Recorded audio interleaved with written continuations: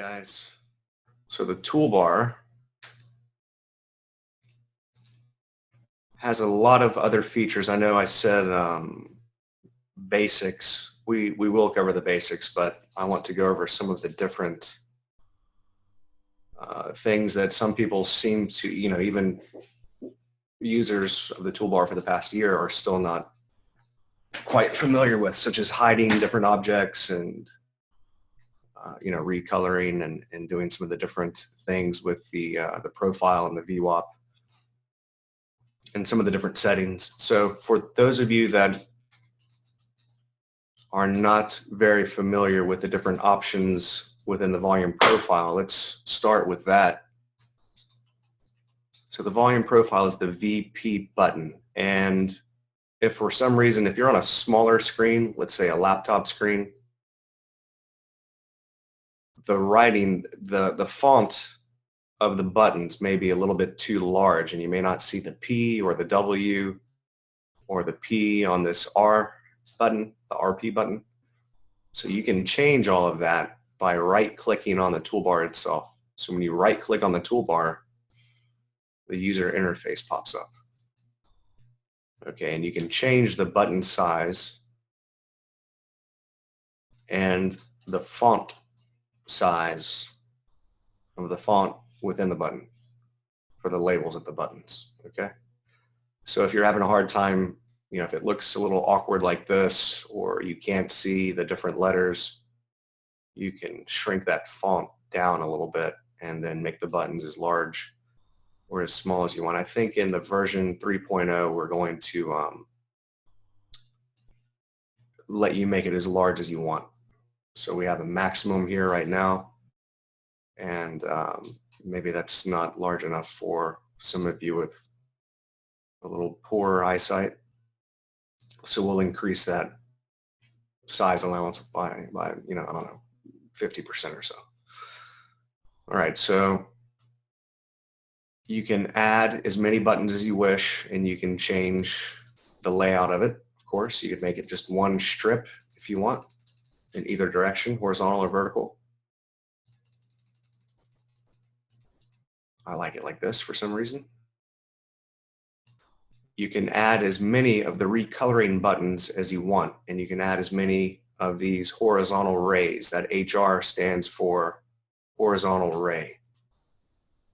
Hey, Carol, I see you've raised your hand. If you have a question, just post your question in the chat and just address it to everyone instead of all panelists. Just address it to everyone.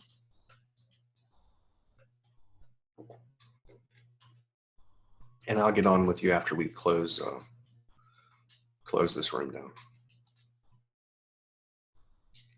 Where do we change the thickness of the lines? Which lines of the horizontal ray or the lines of the profile?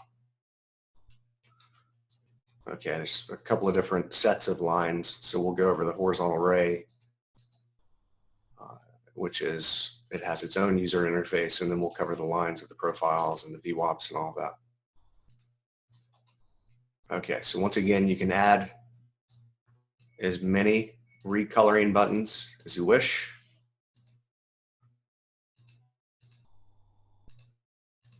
And you can add as many horizontal ray buttons and as many wave buttons as you wish.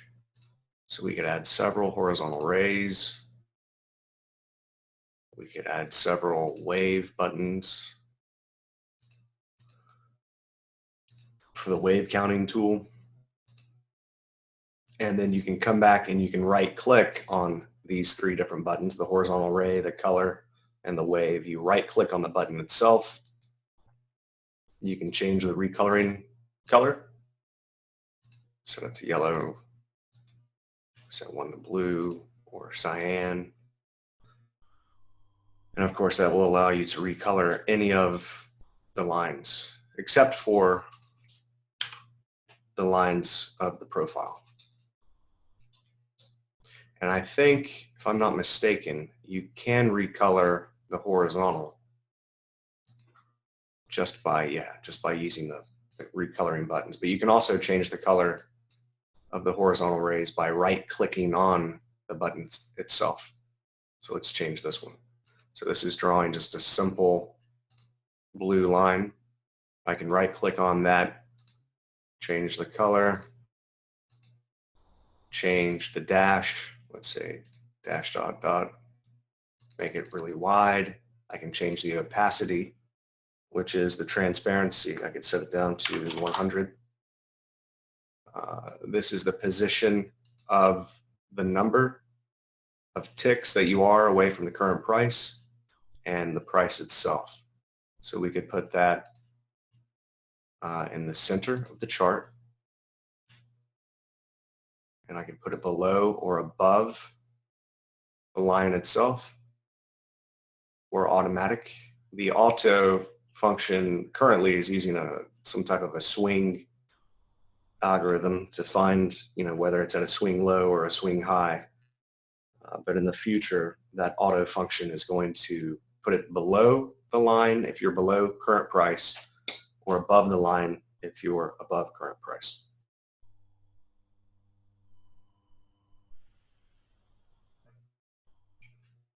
So I'll do below for now, and then you can snap it to each individual tick, or you can snap it to the high or the low, the high, low, or close, or the open, high, low, or close.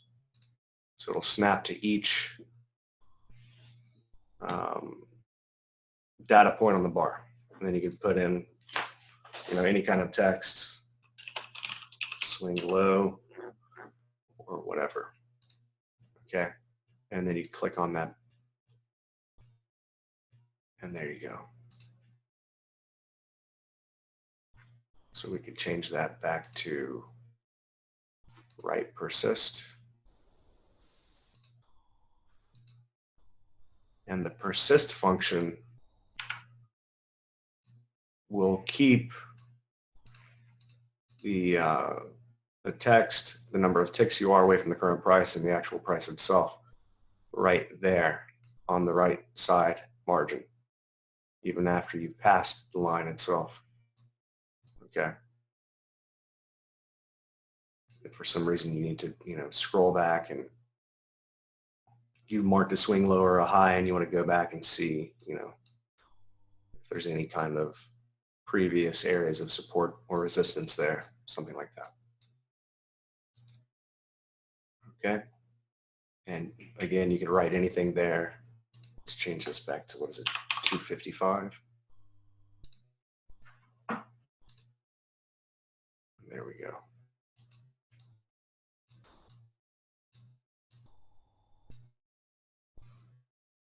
And this button, of course, is to delete all objects from the chart.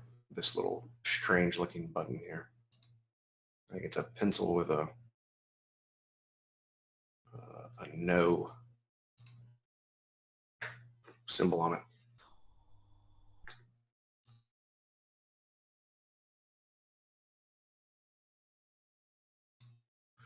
Okay. So if you want to change the waves, the labels for the waves, you just right click on those, each button, and then you can select which symbol set you want to use. This WXY is not built in by default, so if you wanted to add that, you can just click on edit right here, and then say you want to create a new preset. So click on that new preset button and then type in whatever you want here. Let's say we want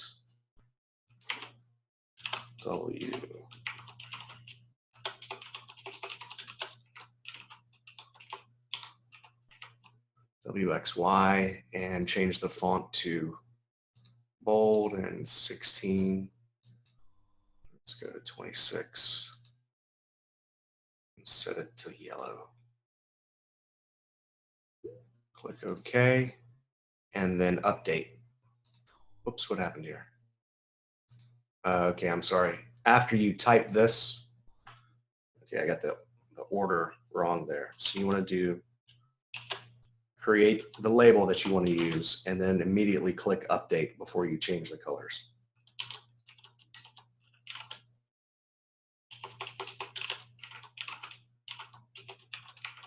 WXY, and then click update.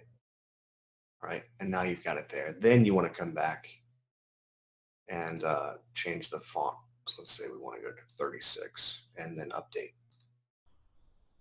And there you go. See, it's not going to show correctly because it's showing you the true size of the actual characters.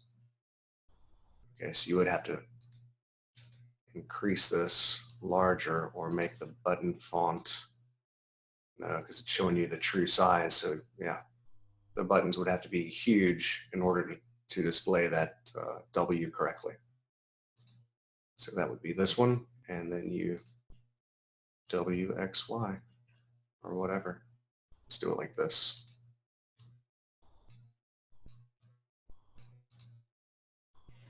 Okay. Now if you want to change the thickness and the style of the lines within the VWAP or the volume profile, and again briefly, if you want to delete all the profiles from a workspace, just to double check that you don't have any historical profiles way back on the chart, you right click on the VP button. That'll delete all the profiles from that workspace, and then right click on the VW button, and that would delete any VWAP from the entire workspace. You just right click on it. Okay, so if you want to change the layout of the different features within the profile or the VWAP itself, or the styling, the thickness, the colors and all that of the actual trend channels themselves, you have to go into the properties menu of the actual toolbar itself. So you have to go back to the chart that the toolbar is on. Remember, you have the toolbar loaded only one time per instance of NinjaTrader. So you don't have to put it on, any more than one workspace or one chart. You just want it on one chart, on one workspace by itself, and that's it. So you go back to that chart, you open up the indicators dialog window, and then you can change all of the styling of the lines of the profile right here, and then whether or not you want to control those buttons by a little tiny button that will flip up the menu, or if you want to just make it automatic to where once you hover over the profile itself, the top right corner, it'll just pop up. Let me show you that. I'll set this to automatic and show you the differences here.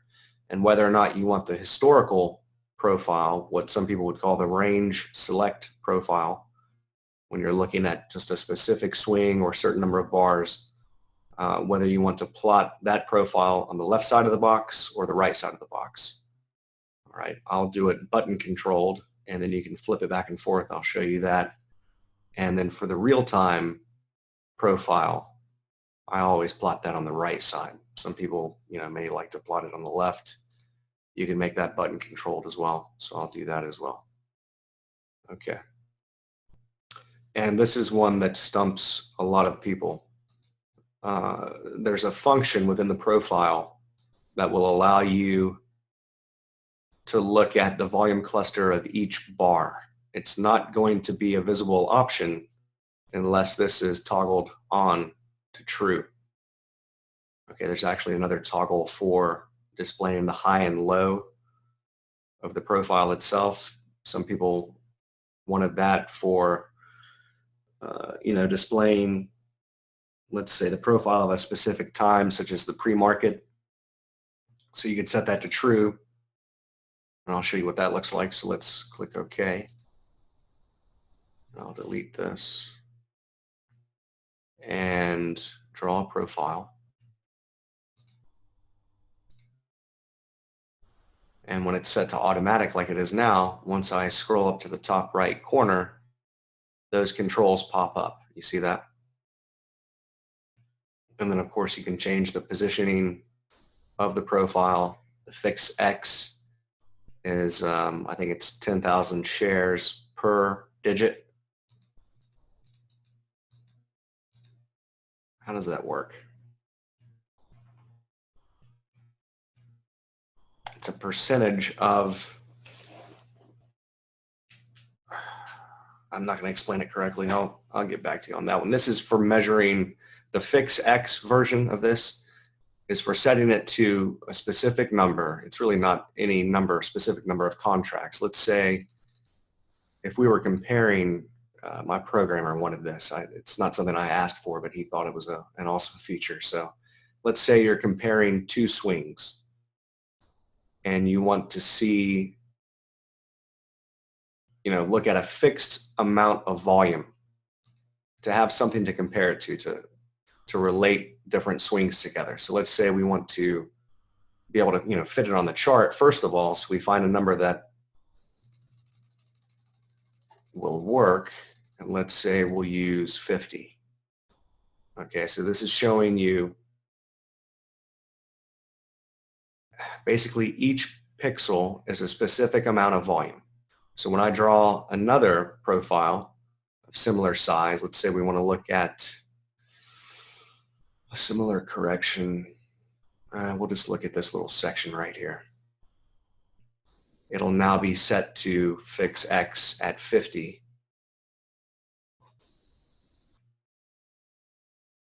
So each pixel is a fixed amount of volume. So you can see, you can kind of compare two profiles together, two swings together, to get an idea of how much more volume one swing may have over another. And that's a feature that my programmer wanted, so he added that in there. It's not something I really use because I'm not really concerned at relating, the amount of volume from one swing to another. I'm more concerned with using the profile to find high concentration areas of volume or low volume nodes, or the VWAP. All right, it's not, I don't have a lot of mechanical rules defined around using the profile. It just kind of gives me added confirmation of an area that I'm wanting to trade out of. If we have, a volume cluster at that area, or value area high or low, or what have you. So, all right, so let's delete those. We'll draw another updating profile, and I'll set it back to the way that I use it, which is the POC X, and that is going to make the profile's point of control at 100 pixels, and I can increase those pixels by 20 at a time. So this is the point of control at 400 pixels. Okay, and then I can set it to POC FS, which is a fixed scale, which sets the point of control all the way to the other end of the chart. And then I can back it off by sets of 20 pixels. And I added that in such that if I were drawing a historical profile, let's say for a certain swing, that I could increase that point of control all the way to the far right edge where it would stay there, even if I were increasing or decreasing the chart. You see that? So that profile is adjusting with the right edge of the chart. Mute that. I don't know why the volume turns on like that. So,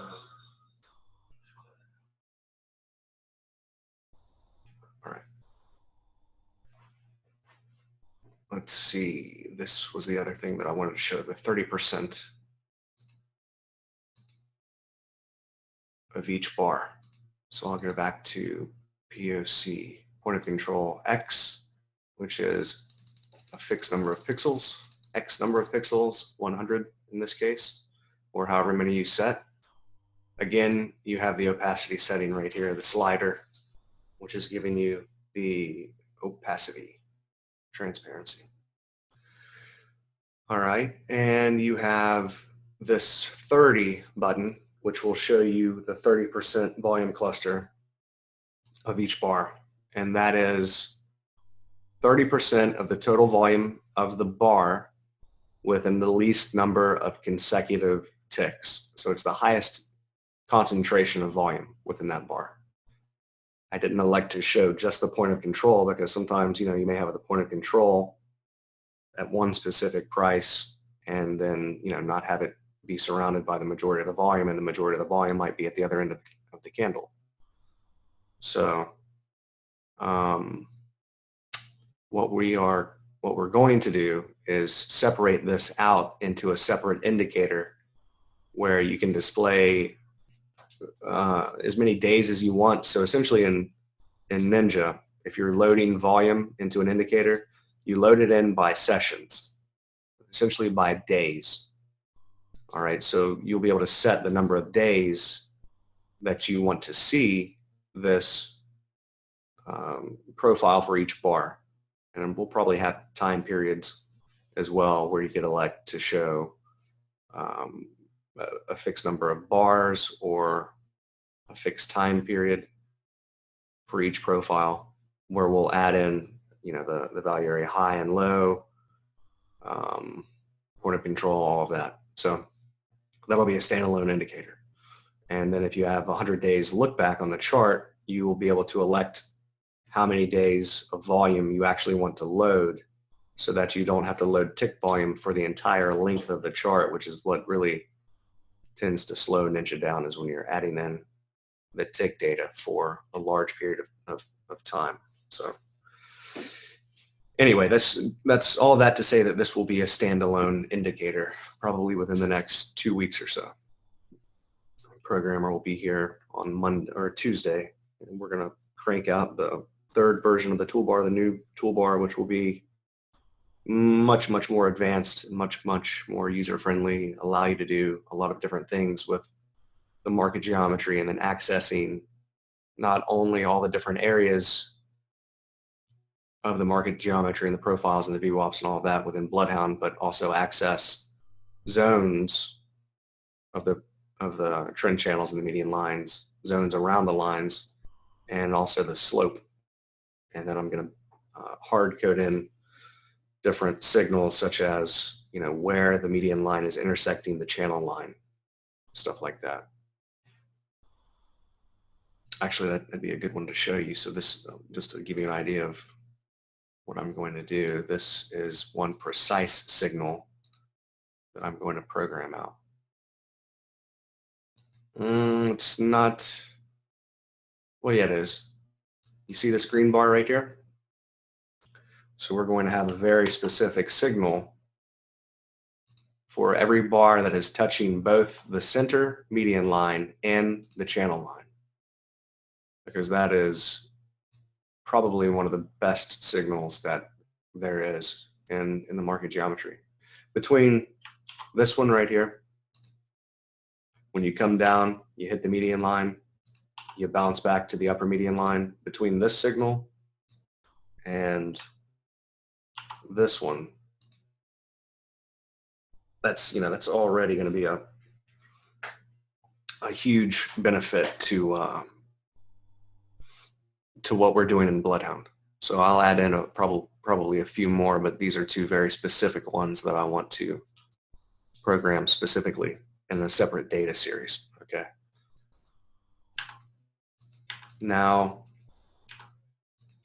going back to changing the lines of the profile, let's say I want to, rather than making this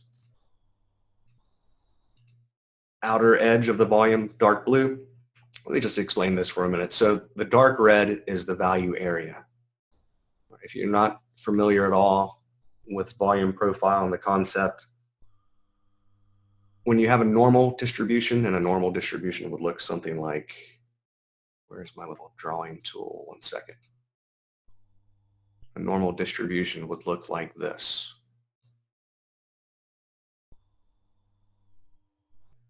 Well, that's not exactly awesome, but you get the idea. It would kind of be that rounded. If you ever took statistics or anything, it would be that kind of nice rounded look like this. All right, that would be a normal distribution. When you have a normal distribution, you're looking at the upper edge and the lower edge, where you have two standard deviations, let's say 68.4% or 70.4% or whatever it is, depending on how strict you want to be. but you're looking at where the majority of the volume occurred within that distribution. So let's say we'll just use 70%. So the top of this red line right here is the value area high, and the value area low is the bottom red line, right? So all of this area right here contains 70% of the total amount of volume within this entire move, and it's the 70% of total volume within the least number of consecutive ticks. All right, so we want to make that range as tight as we can so that we're showing where the majority of the volume traded within that profile. All right, and it's the same concept with the cluster. So the cluster is this area right here, the beige or the cream, right? That's the 30% greatest, well, let's say it's the top 30% of the volume within the least number of ticks.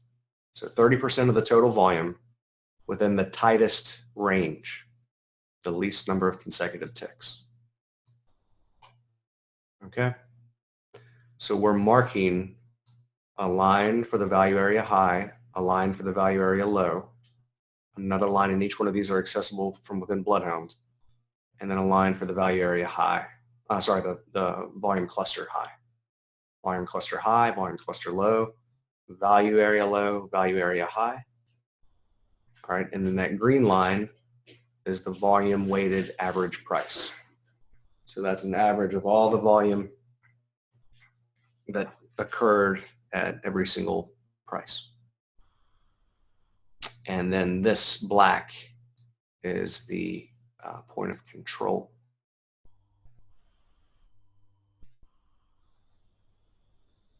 Ben is asking, can I send the property, hold on a second. Craig is asking, can I send the properties file for the toolbar? Can I send it? It's the indicator itself. So you go to the chart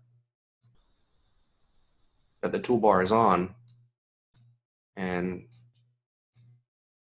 it's not something I can send to you. It's the actual indicator itself. Do you mean, can I send you a picture of it or something? Yours should look exactly like mine. Your profile colors may be a little bit different depending on if you didn't download my toolbar data file, right? But if you want to change the colors of the profile, that's what I was going to show you next. So the dark blue is just the rest of the volume. The areas that we were more concerned with were the cyan line, which is the low volume node of the profile itself. You can see that's what we used as resistance right here for the high, and what is this, YM today. So we use that low volume node as resistance, and then the value area low, which we use as support right here. All right, the point of control we use as resistance right here.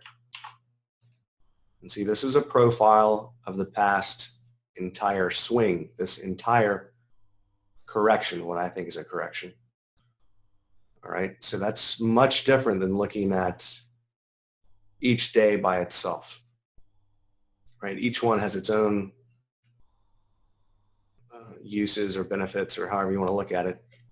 You could look at individual swings, you could look at the entire correction itself, or day to day, or a rolling 5-day period. There's a lot of different ways to look at profiles, but I like to look at individual swings, and of course you can tighten this thing up and look at different swings. All right, with a live profile though, you can't go to the left of the starting point because it has to download more data, and it can't download data while new data is coming in at the same time. So you can only scroll to the right. You'll see the volume drop out. Right, with an historical profile, you can scroll either direction. So you see this little tiny light green box on the corners. So you can click on that, hold down your left mouse button, and you can drag it to the right. See, it's getting data, downloading data. You can do the same thing on the left, and it'll download the data. Okay. All right. So those are the main lines: the low volume node of the value area high, the VWAP. Another thing you can do with a VWAP is you can display an updating line of the VWAP. I'm going to also add in the toolbar 3.0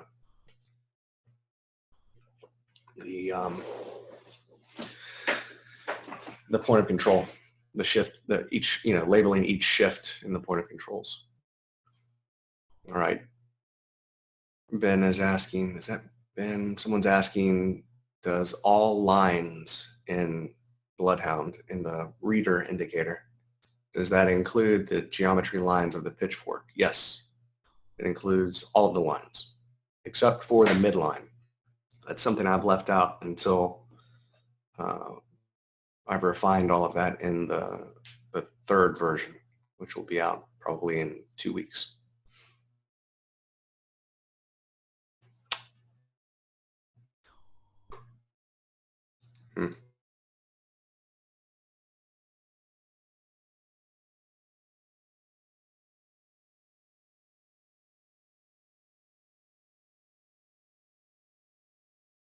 All right, let me go through a few questions here. We've got a lot of questions.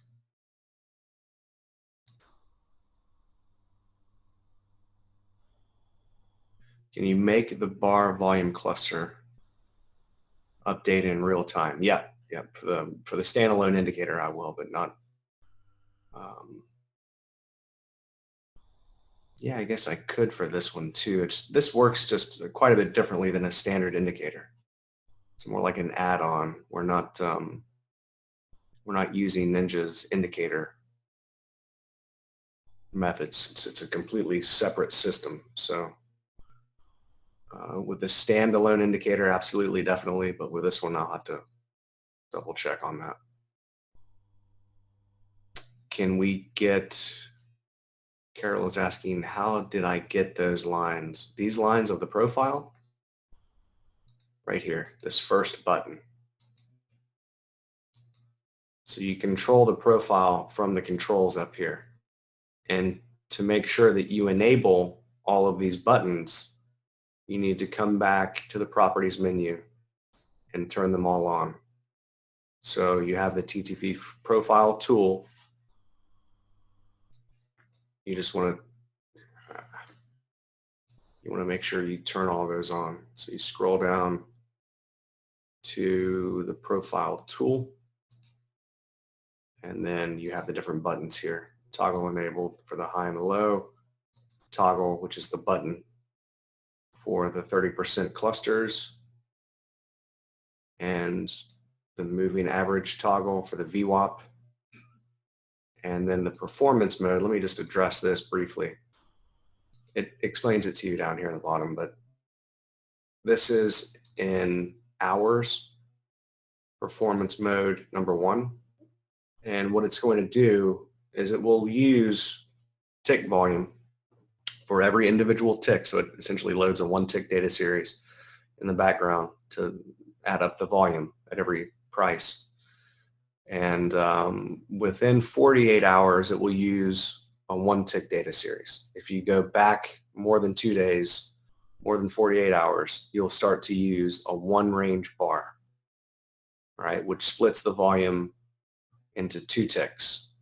1-range bar has a high and a low. It's 2 data points. So it'll split that bar into 2 prices. So all of the volume of that bar is split between 2 prices. So it's just a little bit faster. All right. Once you get above 7 days back, and you can change this to whatever you want, you can change it to 100, so that you're always using either a 1-range or a 1-tick data series for the profile. It just depends on how precise you want it. sacrificing the CPU to enable that. But once you get above 7 days, then it will start to use a 1-minute data series for the volume. So if you're looking at a daily chart or a monthly chart, it's going to load a 1-minute data series. And that's for the profile and the VWAP itself. Okay. So once you have all these buttons enabled, just go and click on them and see what they do. But this one is showing you the lines, the first one. And where do you want the prices? Do you want this line set to a fixed number of pixels, which is set right here? You could set that to 1,000 pixels or 30, however much you want. Or do you want that line to continue all the way to the starting point of the profile and then plot the numbers on the right margin? Or no lines and no numbers at all? No prices, no lines, or just the lines with the prices, you see? And then this is for when you have the lines on. This is going to show you if you want the VWAP, if you want the VWAP with the first standard deviation. So this is the first standard deviation above, first standard deviation below. Some people use the VWAPs and the standard deviations for trailing stops, stuff like that. I'm just going to use the VWAP by itself. And how many of the lines do we want to display is this button. This is the volume clusters and the point of control. This is just the value area high and low in the point of control. This is all of it. You see it says full. Those are all the lines. The low volume node, value area high and low, the volume cluster high and low. Okay, and then this is just to show the high and the low price of the actual range that you've selected. So if you're looking at a profile for the actual pre-market, just the pre-market, then you can display the pre-market high and low. And then of course the volume cluster of each bar, and you can control the opacity with the slider.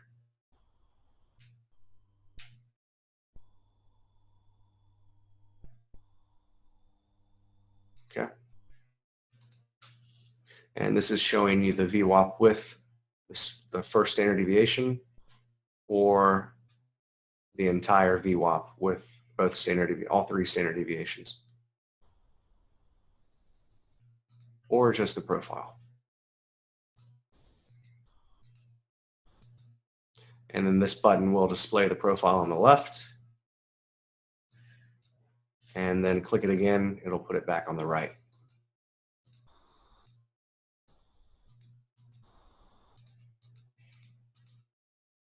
Okay. And then once you start showing enough prices, there will now be a little slightly transparent line in between each price, just to make it look a little neater. Okay. So that's that. If you want to change these lines, the color of these lines, let's say you want to make the VWAP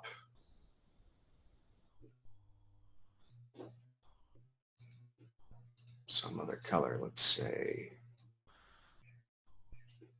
blue. See a change? So that's the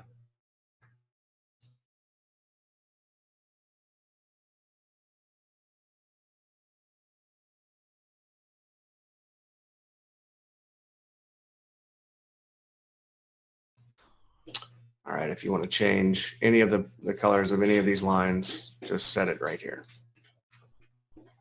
Pretty self-evident. Okay. So that's that.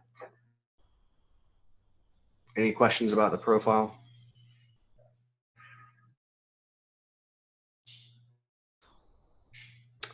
Bill is asking, can we get point of control by the cyan text and value area low, value area high by the red text?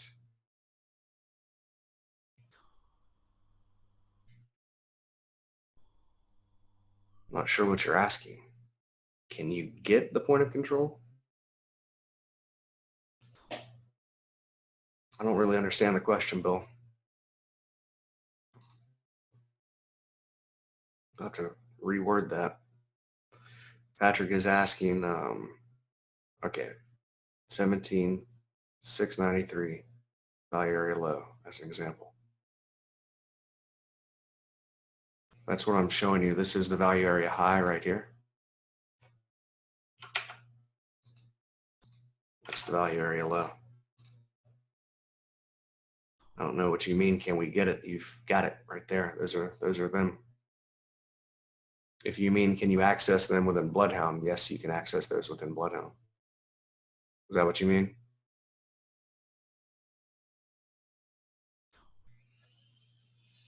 Patrick is asking about the area on the candles. Oh, you mean you want the letters in there as well? Yeah, I'll add an option for that. Sure. So the volume clusters of each bar, that's the most, it's basically the highest concentration of volume within that bar. All right, so it's showing you 30% of the total volume, but within the smallest range of the bar. So 30% of the total volume in the least number of ticks.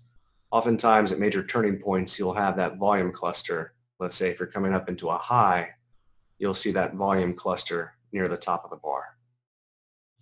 And then at a swing low, you'll tend to see that volume cluster near the bottom of the bar. Doesn't always work out that way, but some people use them for trailing stops.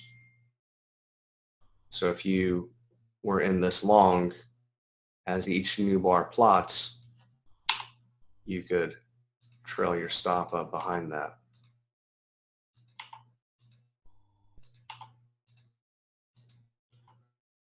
It would have gotten you, let's see, I guess you would have been taken out, depending on how tight you made it, you would have been taken out right there, potentially.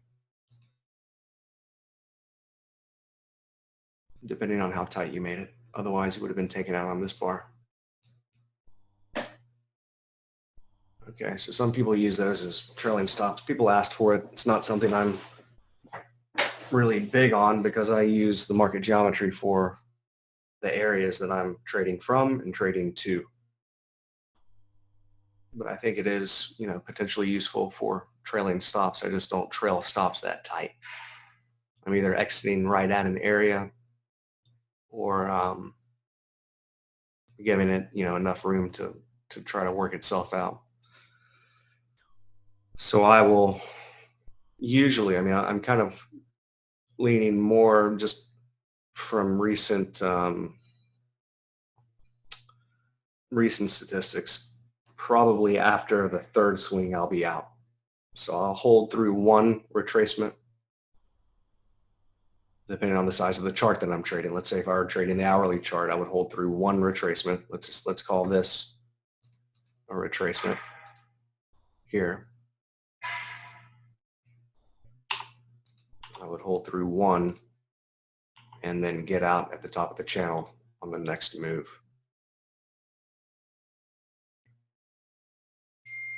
Okay. And that's how I would tend to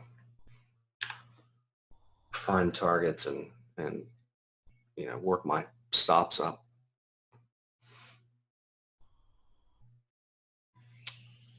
What is that cheese on the candles? So you understand that now, Patrick?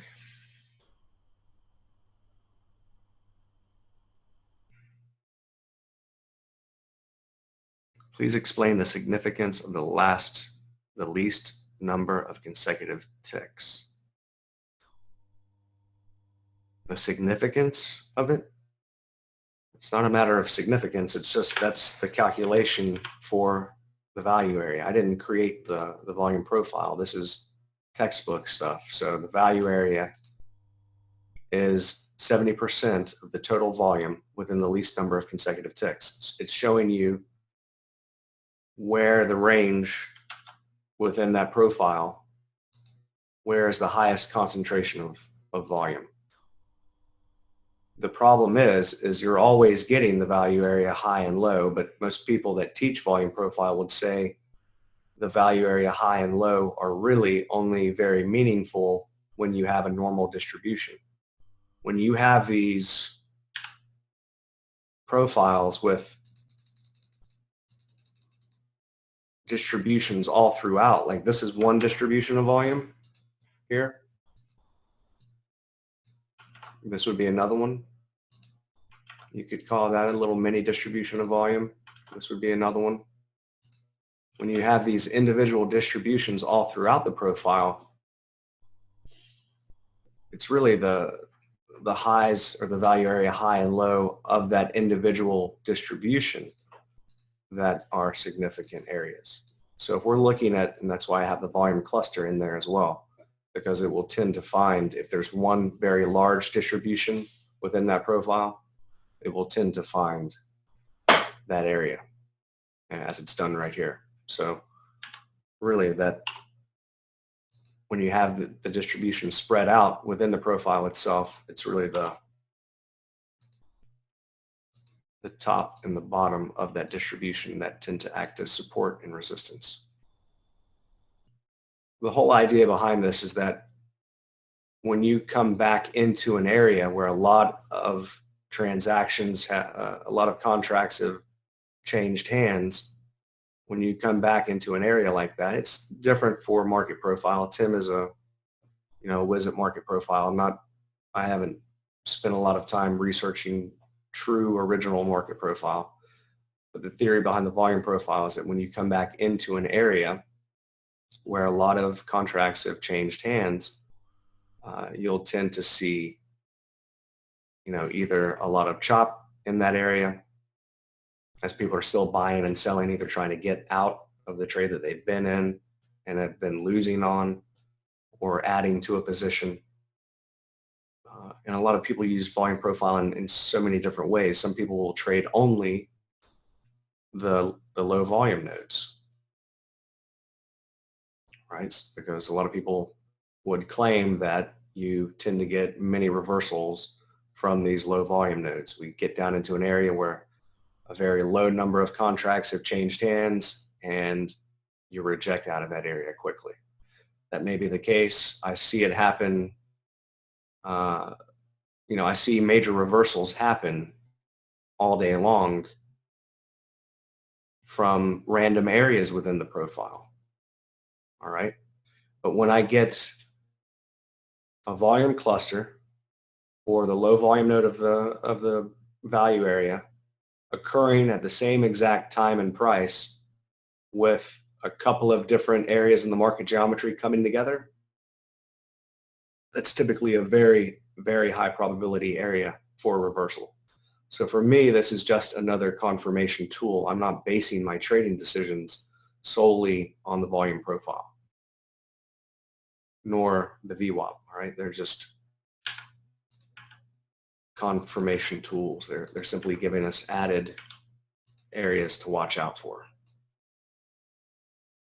So it's not like the end-all, be-all for my trading system. And I have changed the color of that. What was it before? I think it was turquoise.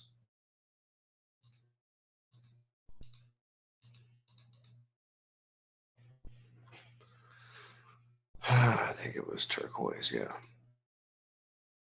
And this was, what was it? It was green. Does that make any sense? I think it was dark green.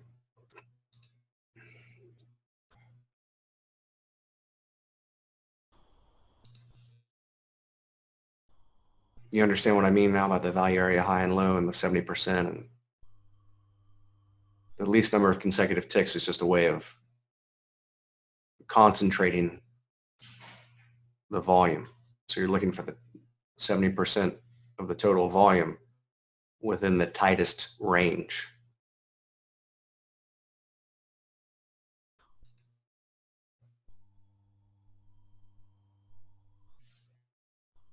Right. Yeah. That's, when I'm showing you the the clusters of each bar, it's doing a profile of each bar. So I do have access to the point of control, which is the highest amount of volume within the profile. I do have access to that for each bar as well. So to add that in, it's not going to be, a huge amount of labor. Just probably take an hour. So.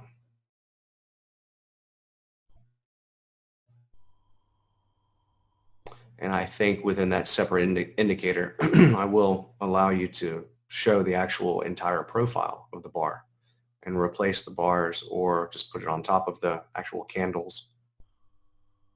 So yes, this cluster is like you're looking at this section of volume within each bar. Where is the highest concentration of volume essentially? Okay. I've seen some people do that within where is the highest concentration of volume within 3 consecutive ticks. I'm not limiting it to a certain number of ticks because I want to see this on a 240-minute chart. I want to see it on a daily bar. I'm not using, an 8-range chart for every instrument. I'm using varying sized bars. So I want to see 30%, not, I'm thinking in terms of standard deviations, was it 31.25 or something? So I'm looking for the highest concentration of volume within that bar. All right. I think that is all of the questions. How did I get the horizontal lines? That would be the horizontal ray button.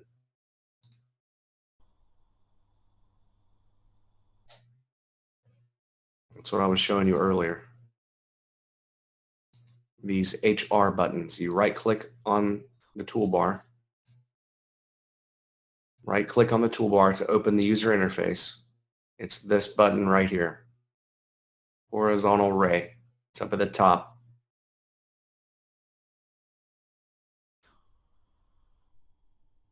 Right, you add that button to the toolbar. There it is. You can add it as many times as you want.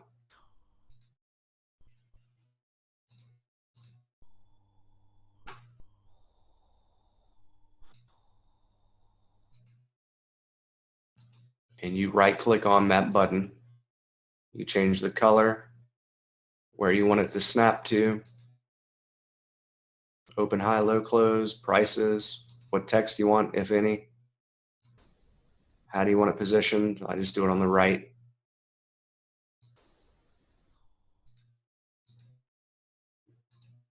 And there you go.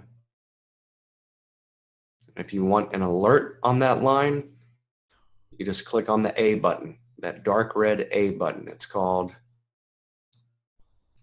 Alerts. Alert to lines. That's the button. That's this dark red A. White A with a dark red background. You click on that button, and then it's going to give you these boxes around anything that you can add an alert to. And then I click in that highlighted box, makes a little computer sound depending on your Windows, makes that Windows sound, and adds an alert to that line. And it will sound as it'll say user-defined alert. User-defined alert. No, it says user line touch. User line touch. When you come up and you touch that line. Or when you get within a certain percentage of the ATR away from it, which I think I have set to 5% of the average size of each bar, which is all selectable.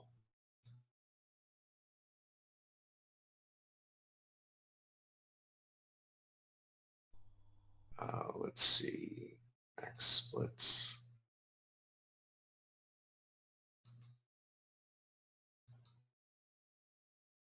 believe it is right by the alerts.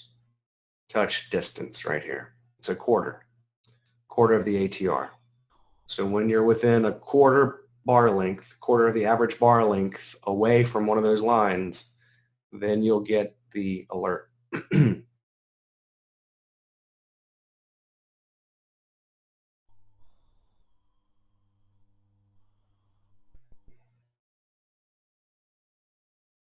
He just sent that? Heinz, do you understand how to show the volume clusters for each bar now?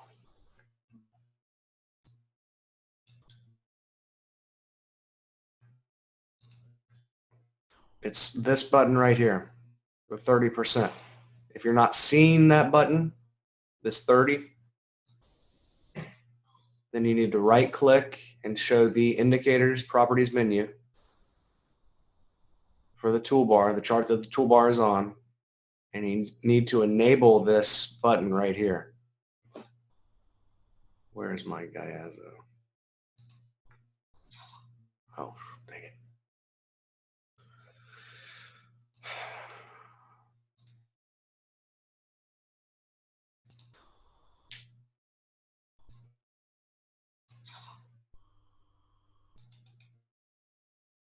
I just sent you a snapshot of this. It's this one right here. Show bars 30% toggle enabled. That needs to be true. And then, and you can set these however you want. I like to set it to button control. I like everything button controlled. So I can click on a button and show the menu up there. All right, see that little tick? Click on that little uptick, that little green button, and then I have all my controls here. And then that little 30 shows plus when it's active, negative when it's inactive. I think I'm going to change the labeling of these, make it a little bit more intuitive. And of course, you don't have to set it to 30%. You could set it to, let's say you want to see, the top 10%. You can set that volume cluster percentage to 10. It's also going to change the volume cluster of the actual profile itself. So that's the top 10%. Here, I need to delete this one actually. And redraw it.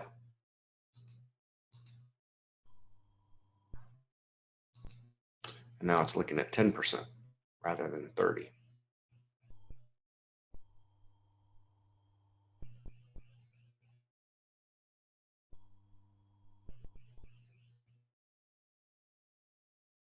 Yeah, 2.6. I'm uploading the other one. I uploaded an update. I just let the guys in the room trial it out, and there were a bunch of errors that are being corrected right now. So the final update will be up probably Sunday. And that'll be the final update for the next 2 weeks. Just some bug fixes. People found some bugs. Nothing really too serious, but a couple of errors in some of the Bloodhound templates and some lines not reappearing if you change the size of the chart. Sometimes the median lines would disappear and not come back. That's been fixed as of today. A couple of other minor visual things. MJ, do you have the total package or just the toolbar?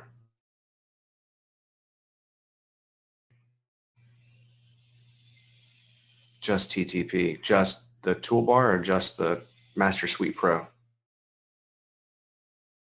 TTP is the prefix of all of them, toolbar only. Okay, and you've downloaded the latest version, which is, yeah, May 1st. So yeah, it should be 2.6. 2.6 or 2.7.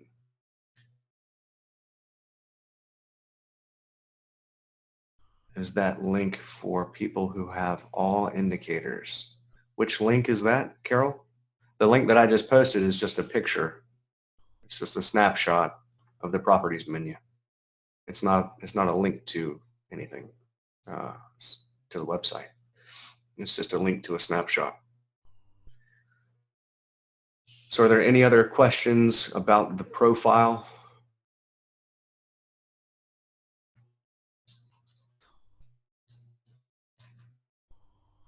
Yeah, you'll want to get familiar with the volume clusters just through your own research and trial and error. I mean, to say that you're going to see this at major reversals, at the low for a swing low or at the high for a swing high, if you're going to wait for that, sometimes it happens, sometimes it doesn't. Maybe through your own research, you may find that you only want to take trades at areas that you think are going to be reversals if you have that volume cluster up, at a swing high, at the top of the bar, at a swing low, at the bottom of the bar. Maybe that's a rule you want to add in.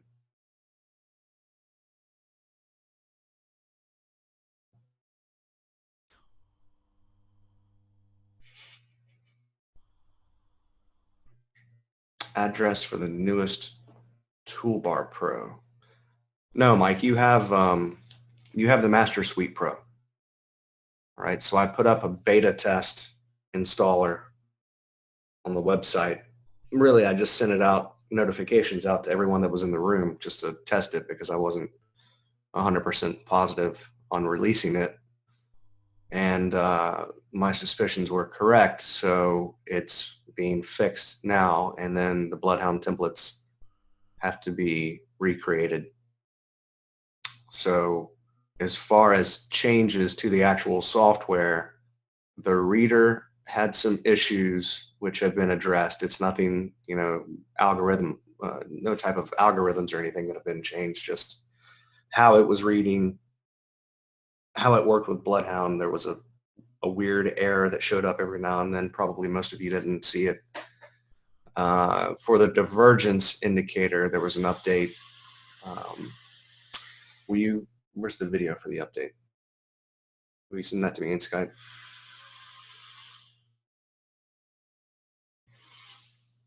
The video from Wednesday. The new BH templates and workspaces.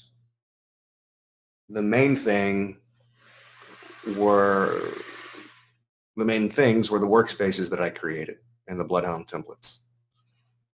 There was a minor change in the divergence indicator where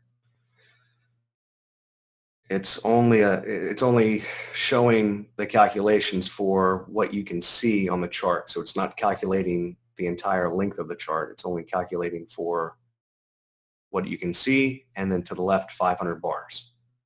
All right, what we did wrong is if you were scrolling back and you hit F5 to refresh and recalculate, then it would only look at what you can see and then to the left 500 bars and then to the right 500 bars. And then you would scroll to the current bar and then all of a sudden the Divergence Pro wouldn't plot anything. So I made it to where if you scroll back in time, you refresh the chart, you reload the indicators, it will reload all the way to the current bar so that you could do bar by bar manual backtesting and not get that pause in the calculation of the divergence indicator. And then for the toolbar, it was mostly internal stuff. We made some speed changes. It's a little bit faster. The reader's a little bit better. The lines don't disappear when you change the size of the chart. Sometimes the median lines were disappearing.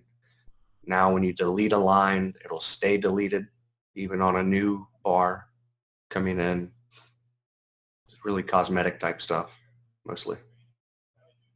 The wave button had a minor bug in it.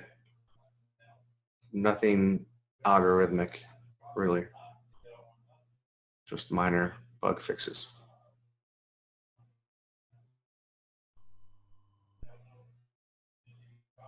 Al, you're in the dark about what's going on because I didn't send the notifications out purposely. Like I just said, I sent it out to the people in the room as a beta test. So when it's fixed, you'll get a notification about it. Any more questions on the toolbar, the profile itself?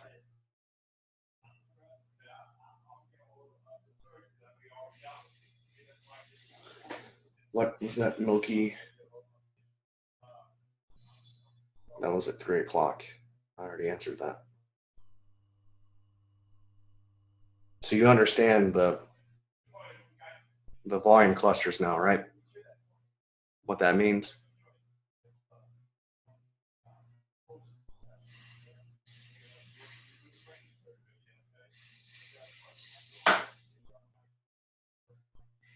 Have I changed the way the channels look? No.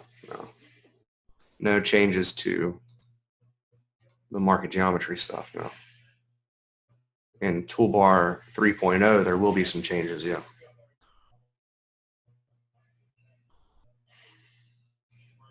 You used to have 5 parallel lines. Oh, if you're missing the warning lines, you have to turn those on. Sometimes, I don't know how it happens, but Ninja messes up the settings of an indicator sometimes in the transferable workspace. So the way that they do the XML files can be problematic when transferring files from one computer to another. I don't know why or how, but you have to make sure the warning lines are turned on, set to true. So the warning lines for the trend channels are right here. True, true, 50, 100. And then the warning lines for the median lines are right here. True, true. And then the opacity of each, which is the transparency.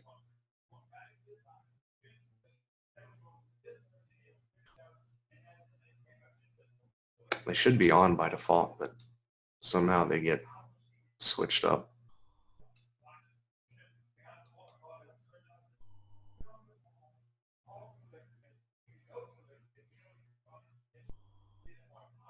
Are the May 18th charts the latest available? May 18th. Yeah.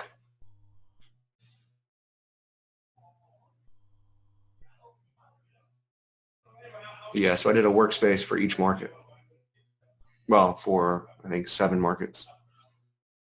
So if you go into the workspaces folder, you'll see, this webinar is mainly for people that own the toolbar and not for just the total package. So I don't want to waste too much time on that. I mean, we sent out an email about the update for the webinar to everyone on Wednesday. So everyone that owns the master suite or the indicators package received an email about the webinar about the new workspaces and the new Bloodhound templates.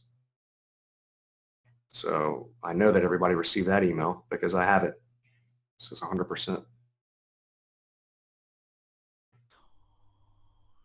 Will you post that in the room? Did you post it?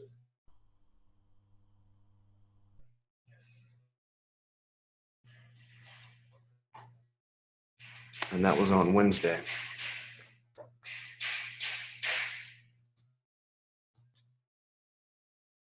So just make sure your warning lines are on, and then if you want to hide those warning lines, that's what this WX button is for.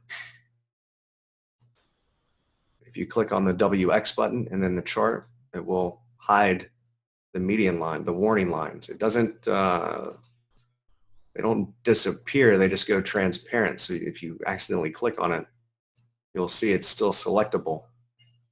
It's just now transparent, and then you click on the button again, and then click on the chart, and they come back. So they will still be activated in the reader for use in Bloodhound. They're just now transparent.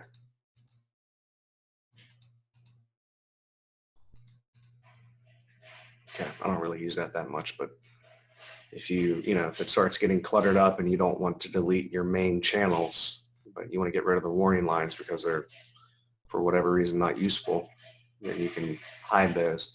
Really, you can delete them as well, and they will not come back now. So before I was having issues with them returning on new bars, but once a new bar plots none of the lines that you've deleted should reappear, but if you delete the baseline, then it deletes everything, so you can't delete the baseline. And then in the next version, I'm not going to discontinue the drawing of all the lines with a baseline break, but with a break of the base warning line, this warning line right here. So it's going to draw until this line gets broken, which will allow us to do more signals with what we call kiss goodbyes. So when you break out of that baseline and you pull back to it, in the next version, it's going to draw a new line with a different color showing you the potential for a baseline. A kiss goodbye. So it's going to draw that potential until this warning line is broken. So that will allow us to build out 2 more new signals for the kiss goodbye setups. So you could make it to where you're only trading those specific patterns where you have the kiss goodbye.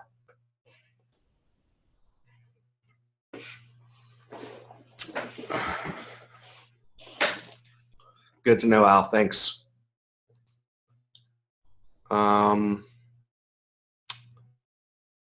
Let's see. Does anybody have any specific questions about the toolbar?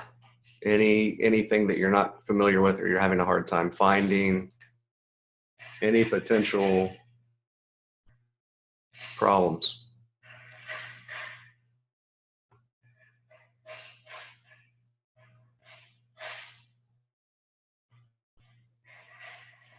Yeah, it's being recorded. Yeah, so these 2 buttons are for the snap modes. So when you click on the snap mode, the plus says snap mode bar and price. So when you start drawing, let's say the fibs, it'll snap to the open, high, low, close of the bar, any data point within that bar. All right, so it's going to snap to the prices. If you click on the S minus and then the chart, it's going to disable the snap mode.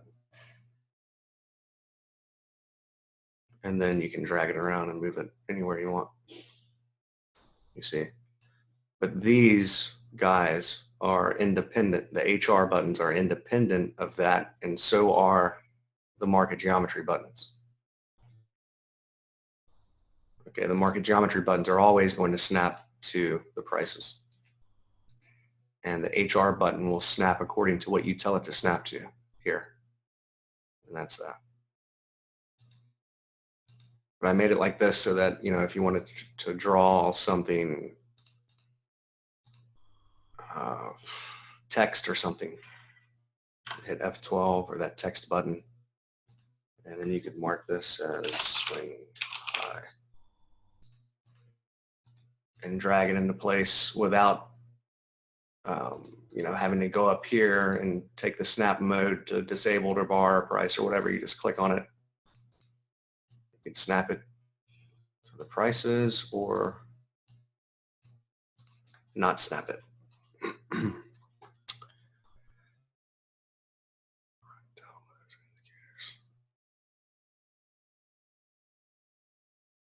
You haven't been able to get the swing indicator to work. What is the swing indicator? Carol, I'm going to get on with you immediately after this and go over some stuff with you. Okay?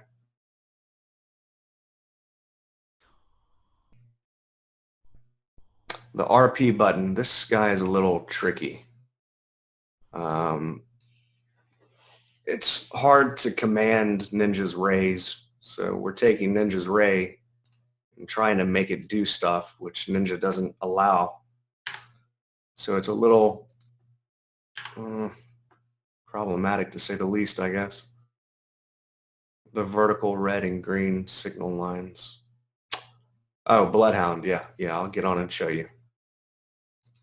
So when you draw this trend channel and you want to make another parallel line of these, let's say you want a parallel line of the baseline from this swing low right here. You click on that purple R button. You select where you want to start. Doesn't really matter. You just you want to get it close to the starting point of the channel. So if you have multiple channels on here, whichever starting point of the, essentially it's going to snap to the slope of the channel that it's closest to. All right, so if I drag this out and then click again, it's going to snap to the slope of that baseline. And then you can drag it in here. Bring it back. And you can do, a little bit more thorough support and resistance using all of the swing points within that channel. And then the RP button will snap to the pitchfork. So it's a ray for the pitchfork. This is a ray for the trend channel. So then I'll start back here, drag it out, click again, and it snaps to pitchfork, you see. So that's for what are called sliding parallels. Sliding parallels. You can look up sliding parallel.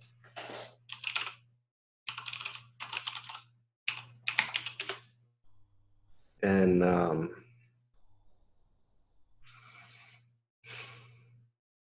YouTube. Just look that up in YouTube.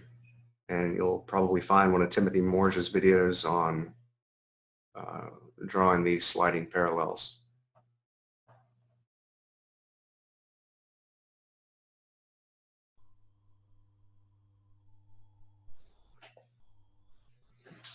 And then, of course, you have Ninja's buttons.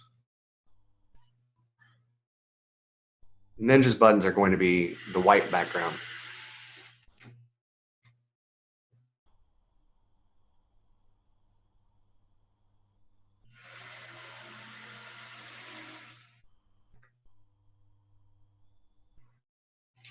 So we're going to remake the all the fibs so that we can access them within Bloodhound as well. So I don't know how I'm going to do the confluence zone thing yet. I think it's going to have to be a standalone indicator. But each one of Ninja's buttons we can hide individually. So let me go over the hiding functions because not many people understand that we have that capability. If you get a lot of stuff on your charts and you want to eliminate some of it and you want to take some snapshots, markup trades or what have you, you can draw any of Ninja's standard tools, drawing tools. Let's see, I draw in several of them.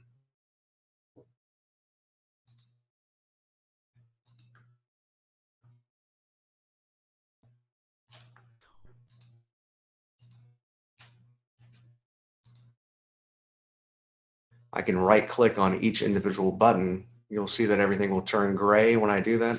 So I'm going to right click on the retracement button. It turns gray.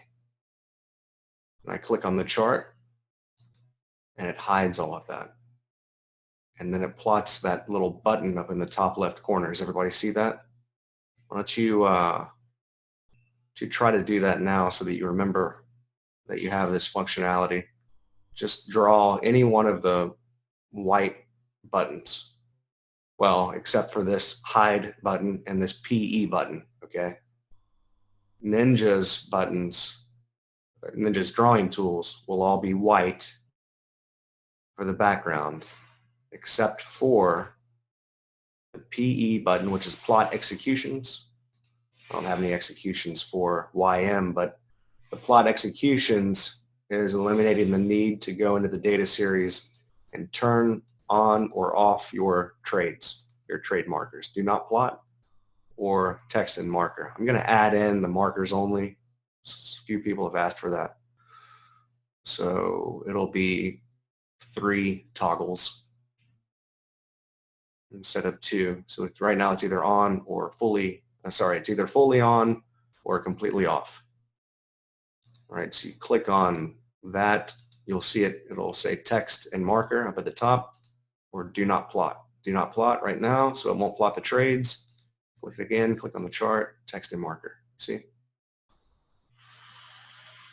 Okay, and then the hide all button, that's the big H. Let me draw in some more stuff.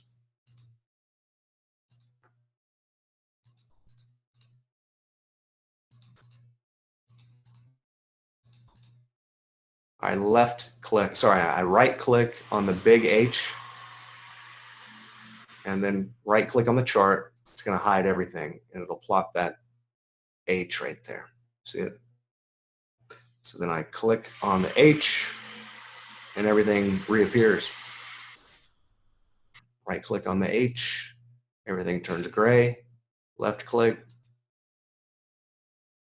everything's hidden.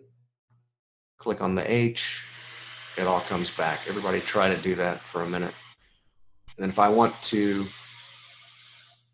delete or hide rather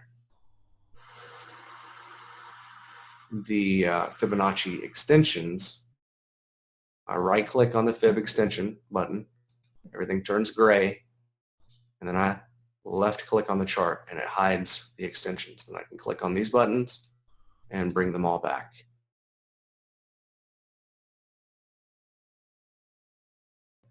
It only works, MJ, it only works for the first line. That's what I was saying, it is problematic. So when you're drawing that R or RP button, sometimes it won't snap to the slope. It's just because of the limited capability we have within Ninja, which is why we're moving to that new drawing system, separate from Ninja's drawing system. First of all, you have to get close to the starting point. Doesn't matter where, you don't have to start it immediately on the swing that you're trying to draw from.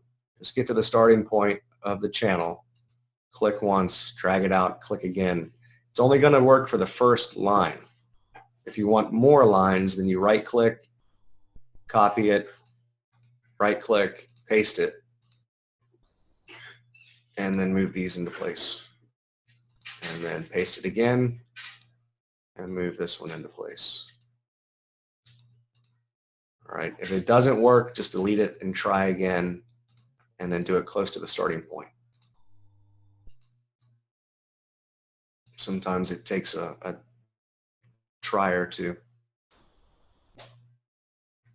Works okay? All right, good.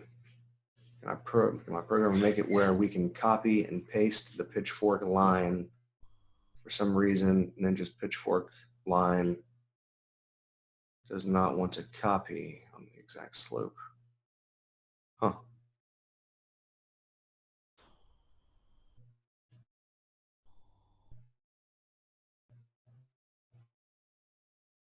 I didn't know that.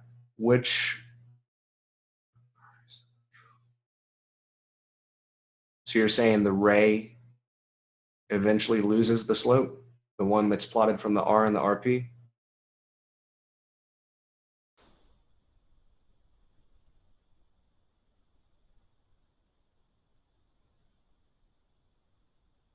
Well, for one thing, you need to draw it out. The further you draw it out, the more accurate it's going to be. So if you're drawing it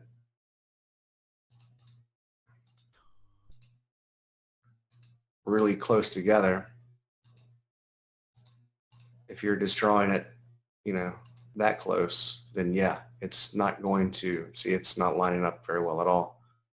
But if you draw it out from here to here, it's going to be much better. So the further out you draw it, the more accurate it's going to be. But even still, yeah, it's not completely accurate. Yeah, in the third version, you'll actually be able to select the line you want to copy and paste it. Can't do that with Ninja. Not with the way that we're drawing. Can I go over the hide stuff again? Yep. So when you right click on the H, Patrick, you right click on the H and then you click on the chart, left click. It's going to hide everything and then plot this H here. And then you click on the H and everything comes back.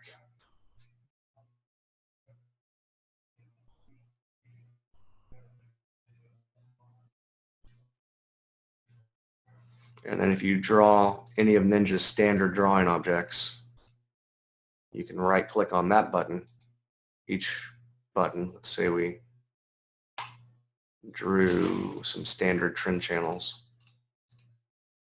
I can right click on the trend channel button, everything turns gray. And then I click on the chart, left click on the chart, and it hides them.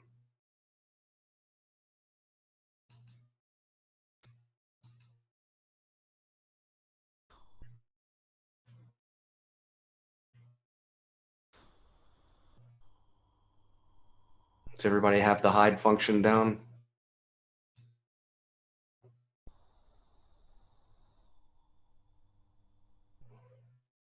Yeah, Bobby, you missed I'm completely redoing the toolbar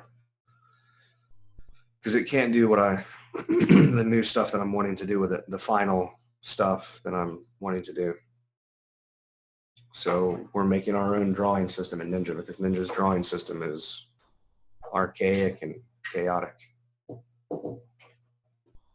And that way it'll be able to port over to Ninja 8 easier and any other platform easier.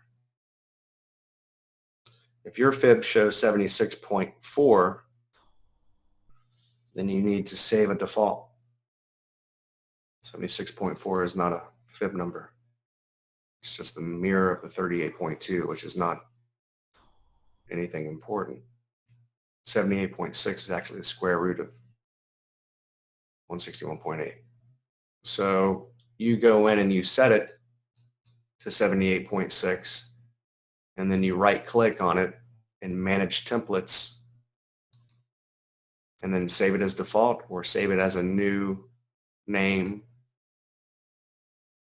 And then if you save it as default, it'll do that every time. But if you want to go in and save it as a different name, then you'll have to click on it and then select which template you want to use. So in our fibs, you'll be able to right click on the fib, menu will pop up, and you can choose which lines, which colors, without having to do all this stuff.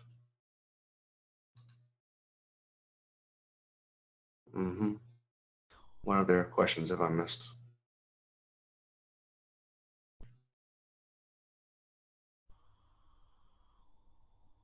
Bobby, that's gross.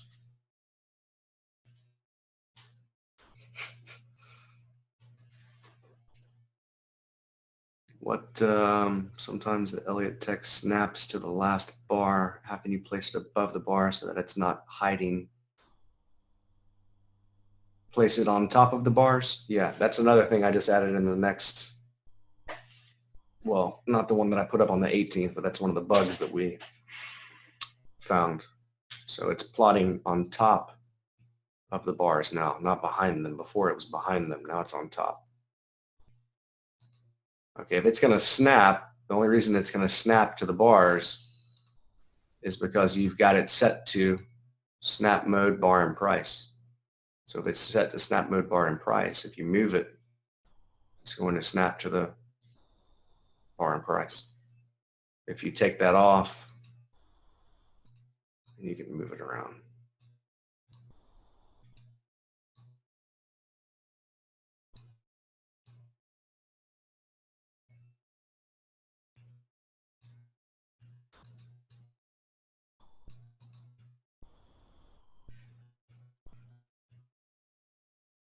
Move my line on the pitchfork line. Yes, move your line on the pitchfork line.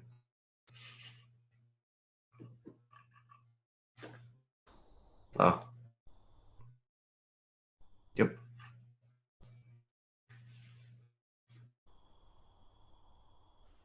Hagopian lines are, the Hagopian rule is this particular rule I don't know if that's where the sliding parallel came from. I think it's a particular technique, really.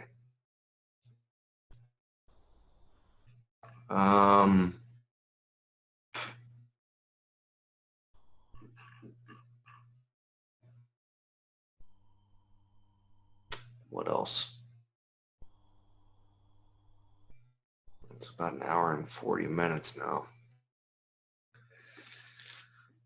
It's probably getting to be too long of a session for people to actually rewatch. You guys want to end it there and then go further in depth next week?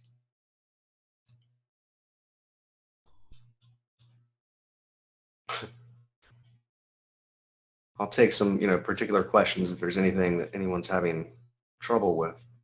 Obviously, the red X, if you're not sure, will delete everything from the entire workspace except for the profile and the VWAP. You have to delete those by right-clicking on the buttons themselves.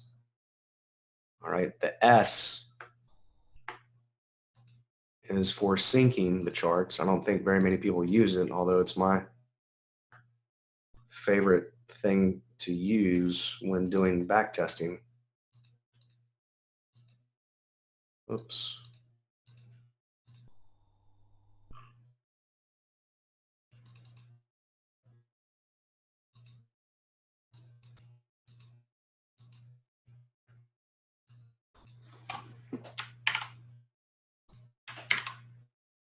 So that will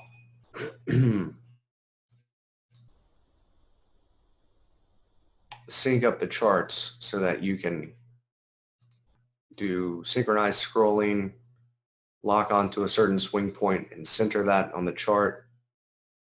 It's just, oh, well, that's nice.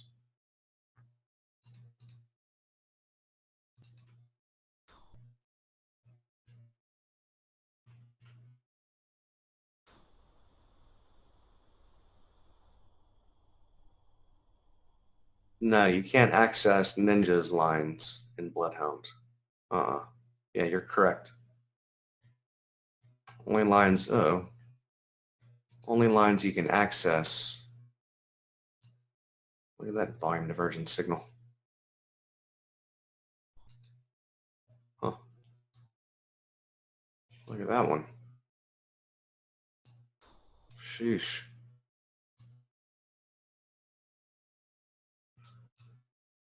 The only lines that you can access in Bloodhound are the lines that are produced by these three buttons. And then the horizontal ray you can access, or the lines from the profile or the VWAP you can access. So the S does the synchronized scrolling here. So if I scroll back,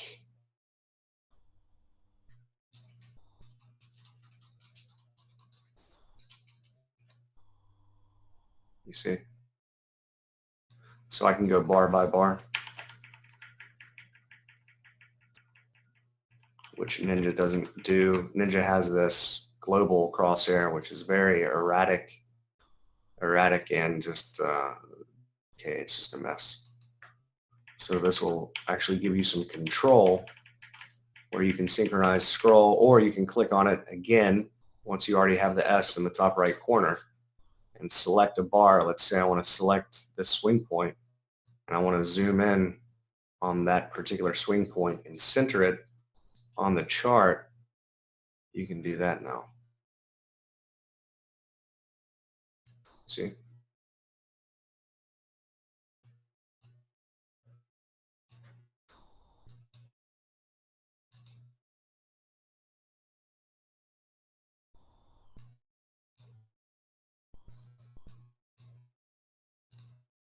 So that's that bar on the hourly chart on the left. That's where that swing low occurred. Right there.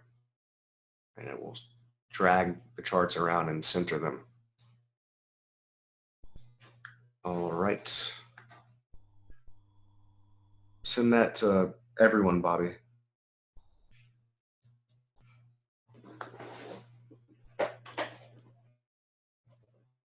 a failure of price moving to the median and ends up going the other way. Yeah, that's right. And then you measure that distance of the failure and add it to the top or something.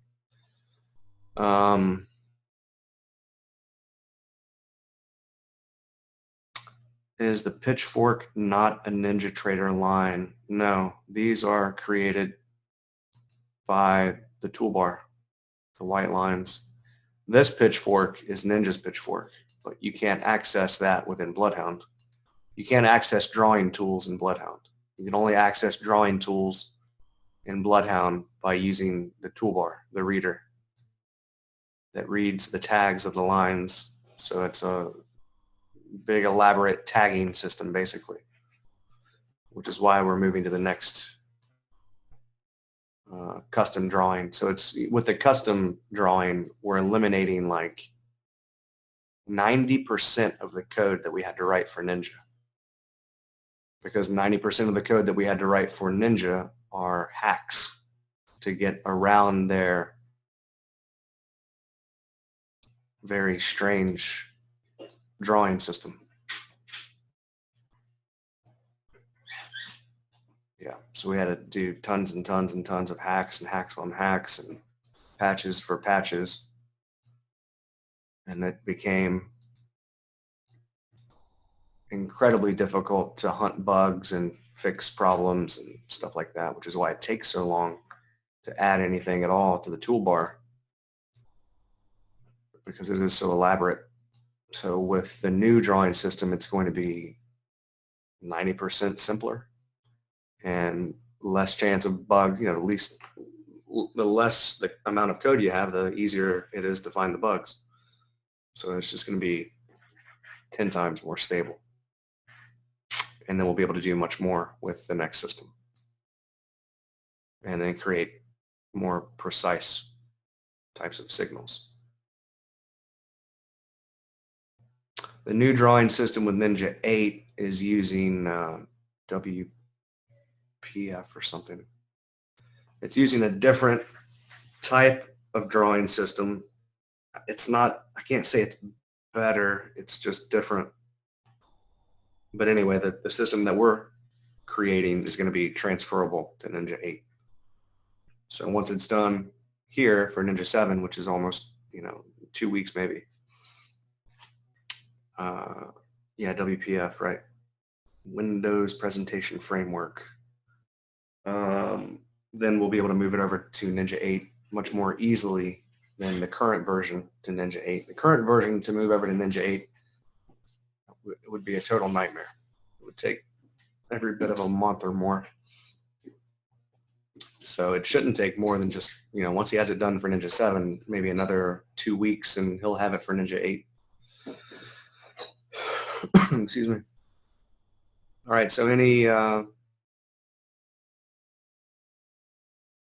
other questions? Yep, see you, Bob.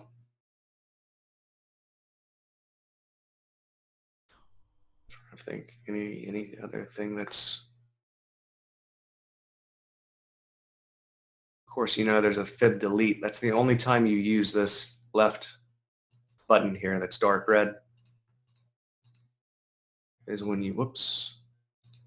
That's right. You don't want to leave it on, because when you leave it on and you click once, it's like clicking twice. Okay. So when it's on and you hold down, here, delete this. Well, let me just show you what we use it for. So we draw the fibs, and then we can delete them. You can delete them one at a time, but you have to come back and hit the delete button again and come back and delete. Or you can select that box, hit the delete button, click the delete button, and then delete them one by one without having to return to the toolbar.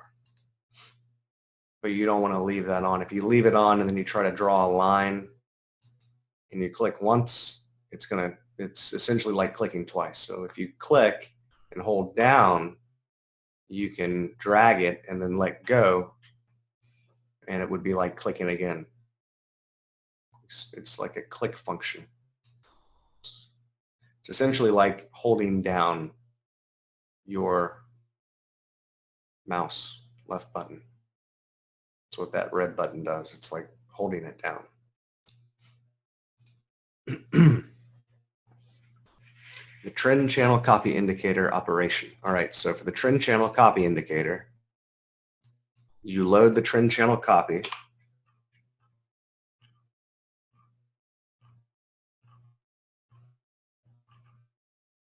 Trend channel copy. There's also a settings Indy. Just briefly, let me touch on that. You can set a trend channel settings indicator to plot larger lines or different colored lines. Let's say you have multiple charts and you want the lines from the 60-minute to be much larger. Well, let's add it to the 60-minute. Let me just show you how it works. Oh, I forgot to select the chart. This is where you have to select the parent chart right here. Let me take Bloodhound off this time. Let me take everything off.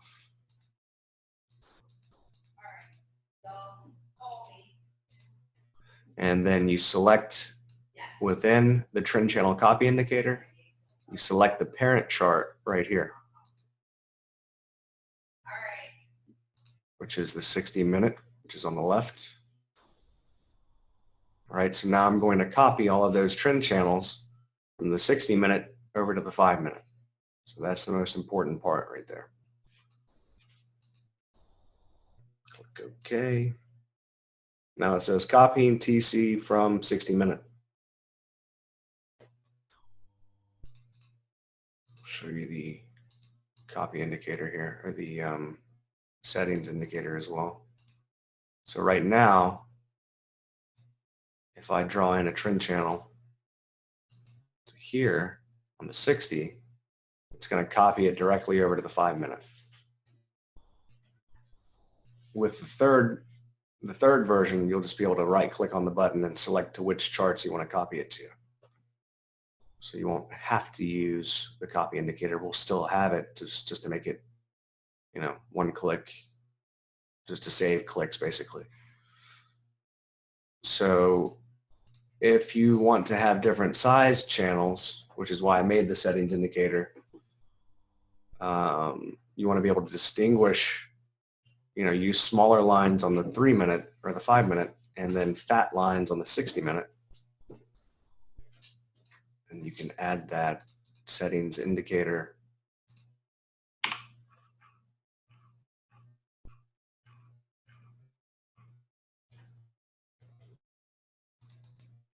and make much larger, let's say, set it to 5.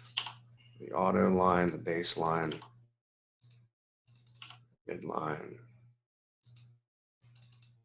baseline, auto line, midline. All right, so now when I draw on the 60-minute, they're going to be much fatter lines, and it will draw them over here as much fatter lines, and then I still get to keep my skinny lines on the 5-minute. See? So that's just one way of being able to distinguish which lines are coming from where. Okay, James. You're welcome. So that's the clincher. You have to make sure that you've selected the appropriate chart from the drop-down menu. So this works similar to the reader, except it's reading from the different charts in the same way, basically. It's finding whichever charts you have available. Okay. All right, everybody. Everybody have a great weekend. Talk to you other guys in the room on Monday, and I'll have the finalized files. I want to say by Sunday, but he's probably not going to. He's got to be tired of working weekends by now. So we'll say Monday evening. Everything should be completely finalized until we do the third version of the toolbar. And then everything is going to be moved over to Ninja 8 next after the new toolbar. All the indicators will be reprogrammed for Ninja 8. Yeah, exactly, Samir. Thanks, Mike. All right, guys, enjoy your weekend. Talk to everyone on Monday. Have a great weekend.